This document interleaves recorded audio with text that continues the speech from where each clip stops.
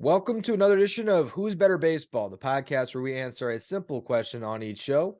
Who's better at baseball? I'm your host, Ryan Finkelstein, managing editor at justbaseball.com. Got Elijah Evans with us today, who wrote our X Factor series for the AL Central. He's got one X Factor for each team, and then we're also going to talk about these teams a little bit further because in every season there is more than one X Factor. We'll begin with the team that won the division last year, the Cleveland Guardians. You have Aaron Savali as the X Factor. I think when I was reading this list, the name that brought up the biggest smile to my face is Aaron Savali, because while it is true, not as much maybe sex appeal as some of the other names Oh on yeah, this list. definitely way less interest in Aaron Savali for compared to some of the big names I put on this list. But with Cleveland, we've talked about it on previous pods. Cleveland's team is really good. They're really well rounded. There's really no concerns with the bullpen continuing to succeed. The lineup looks good. There's a few guys we'll talk about, I'm sure, with the lineup, but for Cleveland, it really comes down to the back end of the rotation. You've got Shane Bieber, Shane Bieber is an ace. We know he's an ace. Tristan McKenzie is out right now, but when he gets back midseason, he's expected back in June. He's another really solid arm. Cal Quantrill proved last year to be reliable and decent. But beyond even including Quantrill to some degree, the back end of that rotation is Aaron Savali and Zach Plesac, who are by no means bad arms, but they've been a little shaky at times. Savali has kind of failed to stay healthy, and neither of them have been consistently reliable on a game in and game out basis for Cleveland. Why pick Savali over Plesac? Do you have more hope in Savali than Yeah, Plesac? I think Savali's got a little more there. I think we've seen Savali show that he could be a true, middle rotation guy. He's not a superstar. He's not going to wow you, but he's shown that he can be a really consistent three at times. But then when he's shown that, he's either regressed or gotten hurt in one way or another. So I think there's a little more there. He's only in his fourth full season pitching in the league at this point. So he's still fairly young in his career. I think Aaron Zavali sounds like people think of him as like this veteran guy who's just been around, and he just turned 27 this offseason. So he's not old. He's been around. I mean, he's been around a little bit, but he has a little more in the tank, and I think he has a little bit of a higher level that he'd reach besides Plesac. And I think Plesac would be another logical choice here, honestly, because either of them could really elevate this team if they were to take another step forward in their progression. But I think Savali, especially, like we've seen his ability to be good and to be a productive arm. And I think it's just a matter of him staying on the field and kind of continuing to develop in a further level this coming season that could really help this team. Because as I was saying, there's not a lot of holes other than the back of the rotation, really. Yeah, I mean that's kind of where we then go as far as other X factors. Like those are kind of the two guys that could take them from good division winner to like scary World Series threat. If Right. you can add a fourth arm, and you're saying Savali is maybe the guy, then all of a sudden your team takes that step forward. If we look at the Right. starting lineup, I think there's a lot of guys that you kind of know what you're gonna get, right? Like, I like the X factors to have a big swing of outcome. Like someone Right. who, if awesome, can take you to a whole nother level, but also there's still that concern that, oh, maybe they might not be there. To me, Right. I look at this lineup like an Ahmed Rosario. I think there's not a high ceiling. I think we Yeah. kind of know he's going to be. Steven Kwan, we know he's going to hit and get on base. The Yep. guy to me that I think is an X factor is still Andres Jimenez, where Interesting. he performed so much above expectations last year, and he started off good, and I think he looked good at spurts at the Classic too. But it's just, is he a 6-win player moving forward? Like Right. that's he Hard. really It's made it hard. tough That's on an elite himself to live level. up to that. Yeah. And if he's not that, is he still like a 4.5, 5-win guy? And that could be enough for them. Right. And I think you look at Jimenez and it's like he is going to be solid. And I think it's given that he's proven that he's going to be a good player. But is he a true number two star to Jose Yeah. Ramirez like he was last year? Because last year it was really honestly 1A, 1B even. I mean, at times last year he was as good as Jose Ramirez, which is crazy to say, but he was really good for spurts of last season. I mean, throughout the whole year, but especially at certain times you could see him when he was hot, he was on. He could really, if he can be a true co-star with that team, that's a whole nother level. And then if you look at it on the flip side, I have a different name with the lineup that I think kind of is even more less proven than Jimenez, but has the ability to be another really big factor. I look at a guy like Oscar Gonzalez Yeah. and say, Oscar Gonzalez, we saw some things last year and he came up huge in the playoffs. I mean, we saw he's got a knack for hitting. I mean, he can really swing it.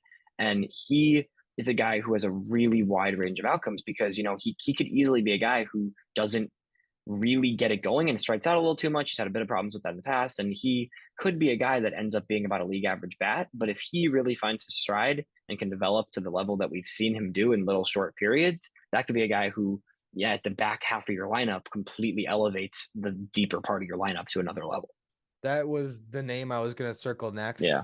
And really, I think that really does hit the guys that are key to them. I think another name to mention, since we're on the Guardians, maybe a couple. One is the health of Mike Zunino. You're going to get some power Yeah. production from the catcher spot. And the other one, I am actually starting to look at Josh Bell as kind of an X factor in the sense I would that, agree. he's kind of a tale of two seasons guy where sometimes it's one half he's hot, the other half he's not. Last year, of course, it was the trade that was the big line in the sand for him, but Yeah. we even saw that in, I think, his All-Star season in 2019. He had a big first half and a bad second half. So I think that's another guy to look at where, if they're going to hit that next level, there's a lot of guys that got to just be at their best.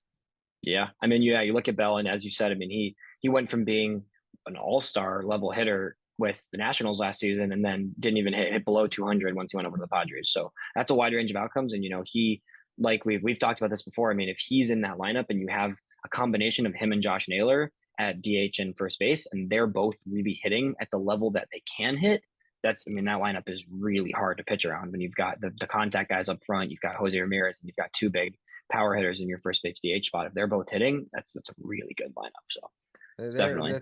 That's why they're the favorite right now. Yeah. Now to your favorite, the White Sox. How did they fare today as we're recording this? They just got destroyed today. I know you just set me up for that one, so it's all good. They just gave up 16 runs to the Giants, which is pretty embarrassing. So the Sox, I mean, there's about 17 X factors on this team, in all honesty. I know I had one name I put down, but I think with the White Sox, every single player that has continued to get hurt or continued to not live up to their ability is the X factor. I mean, it's the whole team, really. I mean, Yeah. I went with Michael Kopech personally, who, as we are talking, gave up 6 home runs in his first start of the season, which was hard to watch for sure. But Kopech's a hard guy to figure out. I've struggled as a White Sox fan who watches every single one of his starts to figure him out. He has all the talent in the world. He came over in the big Chris Sale trade 7 years back now at this point, and he was. I mean, him and Yohan Moncada were supposed to be the start of this new generation of the White Sox. And Kopech he's got the stuff. His velo's ticked down over the last few seasons. It seems that in his surgeries and then his transition to the bullpen and then transition back to starting, he's definitely lost a little bit of the consistent velocity.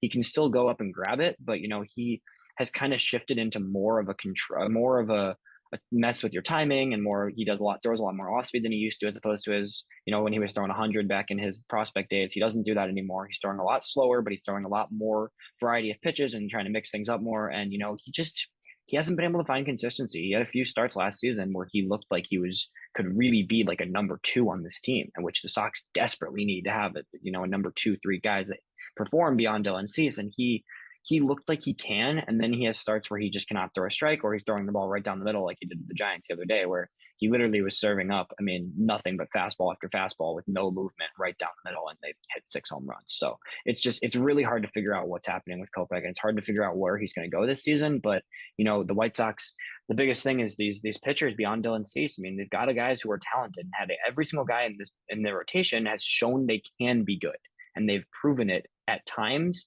But going into the season, there's nobody other than Dylan Cease that you're confident in putting out there in a must-win game, which is the biggest issue for this team.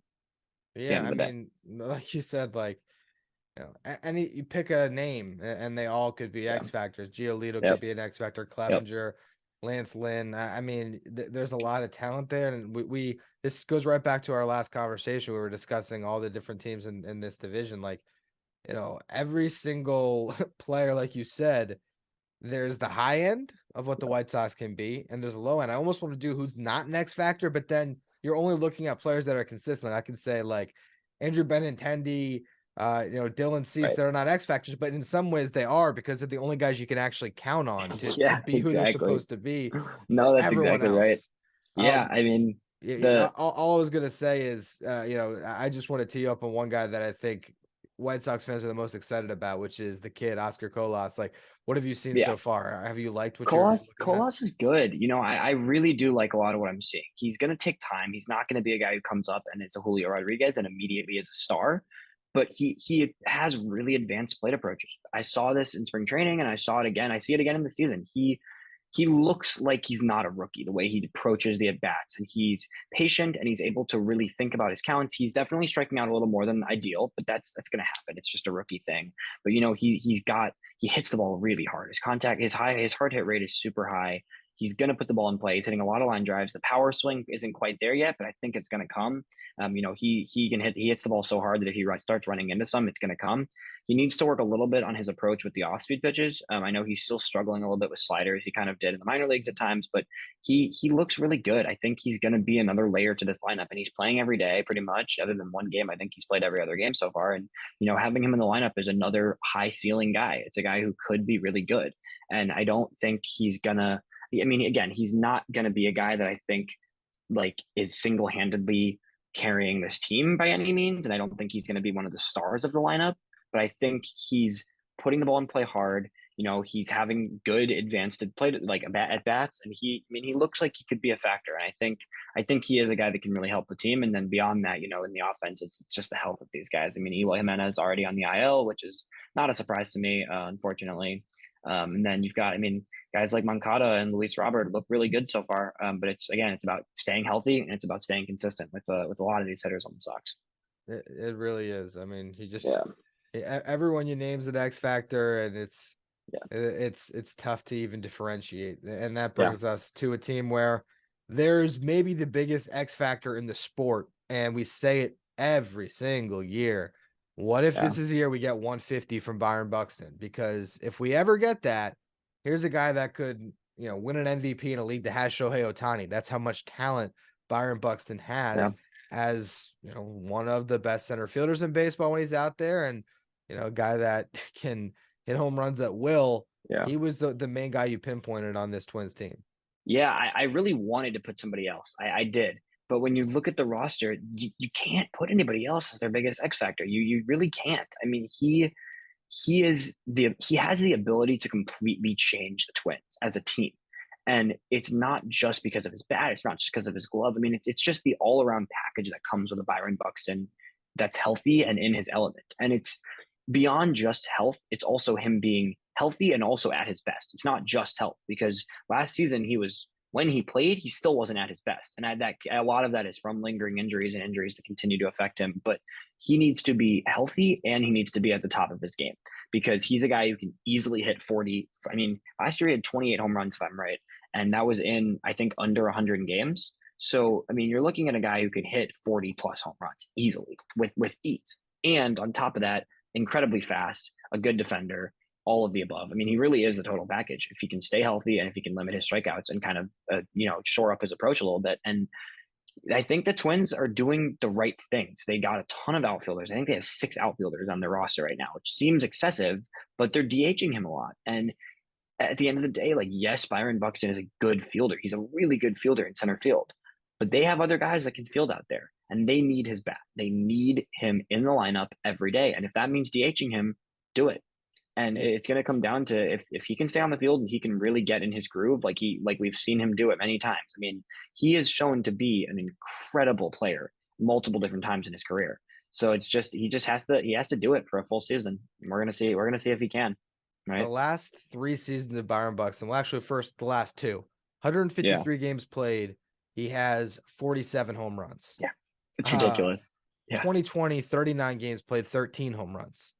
So you put that all together, it's in less than 200 games. You're looking at 57, 66 homers.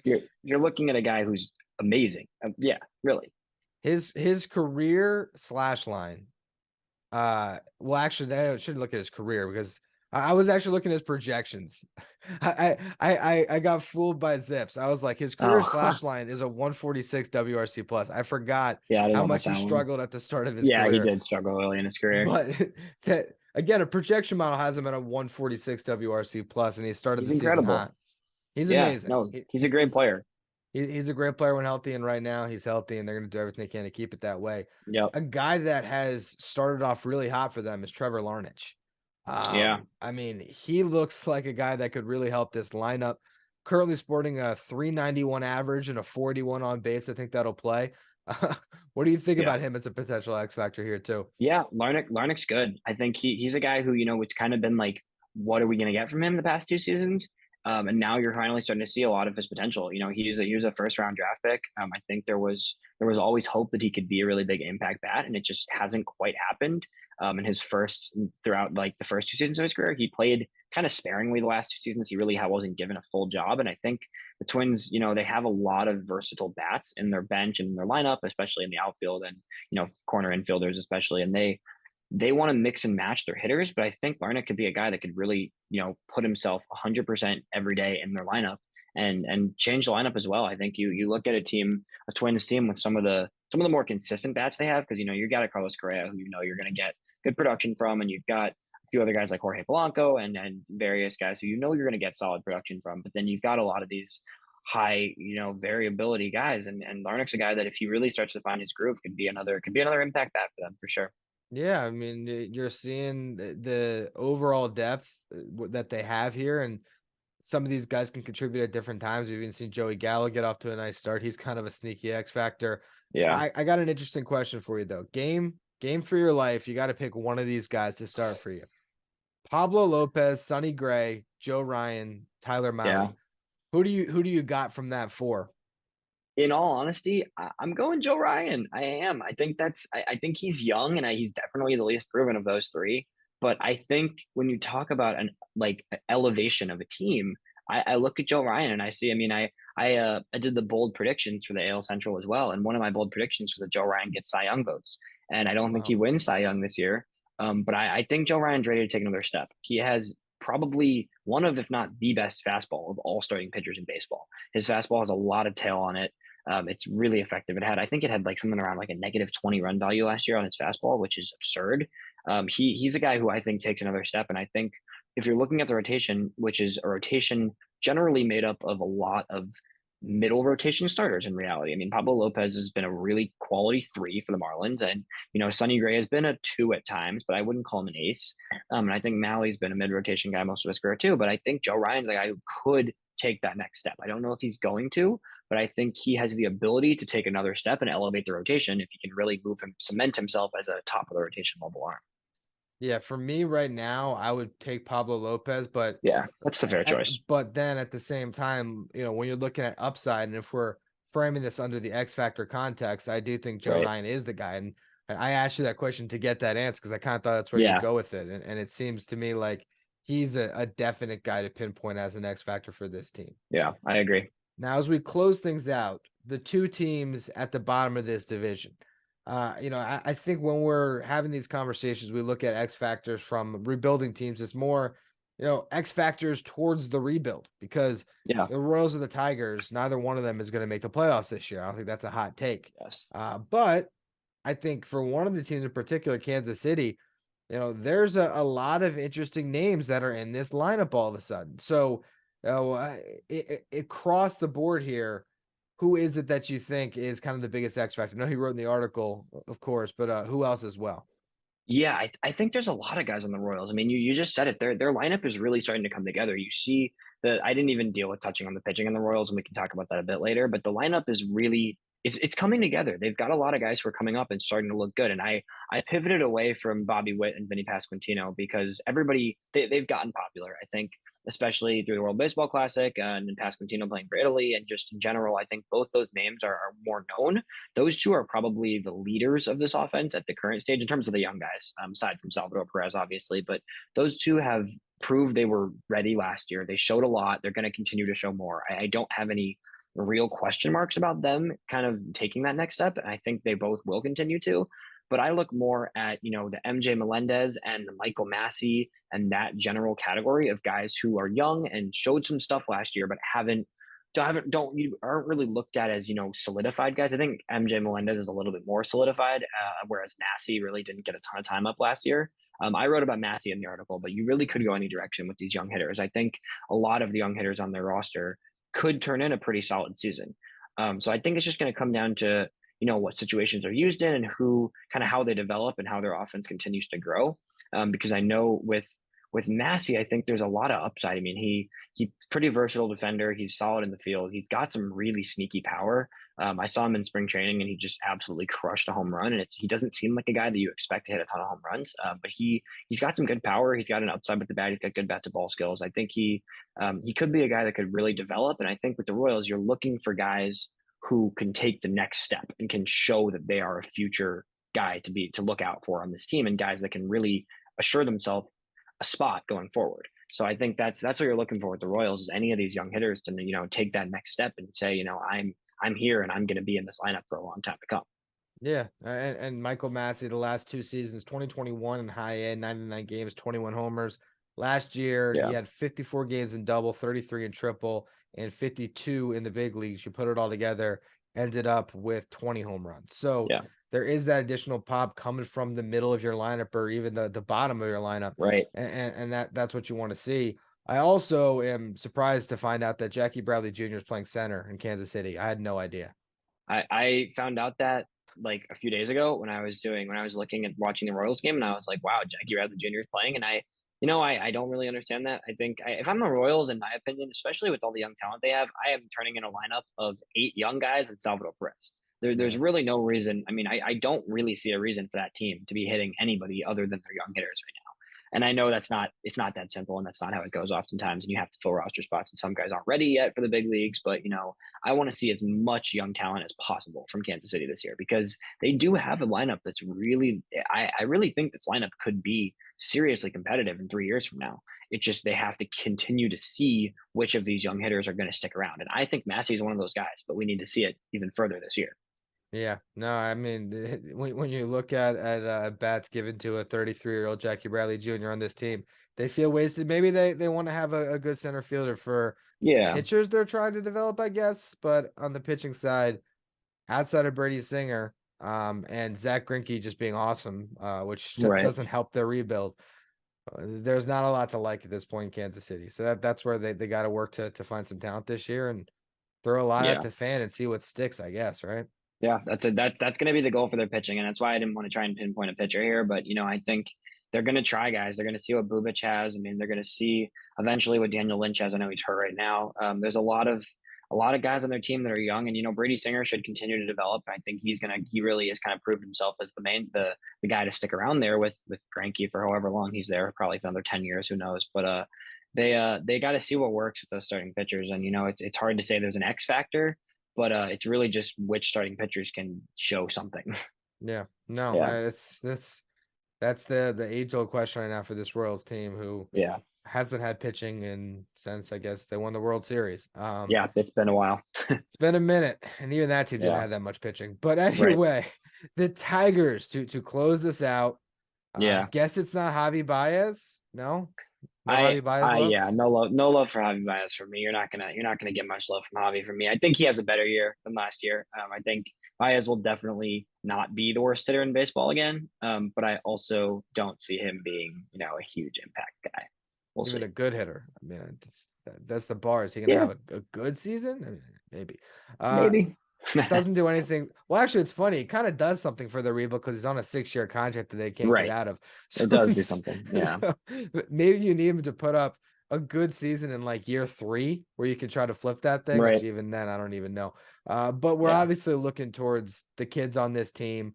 You have some guys that they just acquired in a trade for Soto that maybe could be X Yeah. factors, as one of them might establish themselves as a starting guy, but still all eyes are on Torque and Green. You went with Yep. Torque, but I'm sure you could have flipped a Either coin one. on that one. Yep. Yeah, 100%. Either of those guys. I mean, those are really the two guys. Riley Green and Torkelson are phenomenal players. I mean, they've been amazing in the minor leagues, and Green showed a little bit more last year as Torkelson really struggled in his rookie season. He ended up in AAA for part of the year. But they both have a really high ceiling. Torkelson is obviously one of the top prospects, was one of the top prospects in baseball going into last season, and was widely considered to be, the future star first baseman for this team to replace Miggy's replacement long term. And he he has it. I mean, I saw him hit an absolute monster home run against the Astros a few nights ago. And he looks like he look. I mean, he looks better. He looks better in a few games. I haven't watched a ton of the Tigers games so far. I got to watch a few of them, Why would but you? well, fair. But they did beat up on the Astros, so it's hard. You never know. It's baseball. But Torkelson looks like he's developing, and Riley Green looks really good too. I mean, Riley Green's been making a lot of defensive highlights. His glove has always been phenomenal in center field. And I think his bat is coming around. He's a versatile hitter. He's got contact, he's got power, he's kind of the whole package. He's got some speed. I mean, he's got a little bit of everything that makes him really appealing. And Torkelson, is not just a power guy. I think a lot of people thought of him kind of as more of a powerful first baseman, but he has been a really quality contact hitter throughout his young career. So those two have the ability to really break out. I think I expect a big season from both of them. I know they both look good to start the season. I think they have. I mean, Riley Green is hitting. He's hitting almost 300 right now with an 826 OPS through his first 7 games. So I think there's a lot to like with those two, and I think their development and both of them really taking the next step and showing that they're as good as they should be. And I don't think they're going to immediately get there. It's going to take some time, of course, but those two really breaking out could be a huge step for this team in a season where they're going to lose a lot of games. That's what they need. They need a couple Yeah, of guys to establish themselves as some cornerstones moving forward. And unfortunately, you look at other teams like the Orioles or even the Royals that are in a rebuild. There's just more guys that you're just like, okay, maybe you're a mainstay. right. Unfortunately, you look at this Tigers team and it's guys like Austin Meadows, where I think even though there was a point where Austin Meadows was a really good player, even if he figures it out, I don't know what that does for the Tigers long term. They're kind of more Right. stopgappy players here. Yeah, you look at a guy like Meadows, and it's like Meadows is him bouncing back from last year. I think he's doing better on a personal level, which is great for him, and I think he's going to bounce back to some degree. But I think that doesn't, like you said, it doesn't do a ton for them. I think it makes them better and it makes their lineup more competitive, which is a good thing because it's always good to be in games, especially even when you're trying to rebuild. It's good to at least compete to a level where you can feel the growth. But I think he doesn't do a ton for their future. Like you mentioned earlier, Matt Vierling and Nick Maton, acquired from the Phillies. Both guys that could be something. They're both pretty young. Vierling's hitting really well. He has a almost 900 OPS so far this season. He's had some really good at bats so far, and I know there's people that look at him as somebody who could kind of be something for them. But I think, as we said, it does really come back to those main two. And then beyond that, there's a few pitchers you're looking at to kind of show a little more. I know, like you said, with Javi, he's on a long contract. Eduardo Rodriguez is also on a huge contract. So he's a guy who, is not super young, but if he's still got many years on his contract with them. So if he can kind of get back to a little bit higher level, then I think he can, be a guy that's going to be around for a while and at least be helpful for them. But we'll see what happens with him.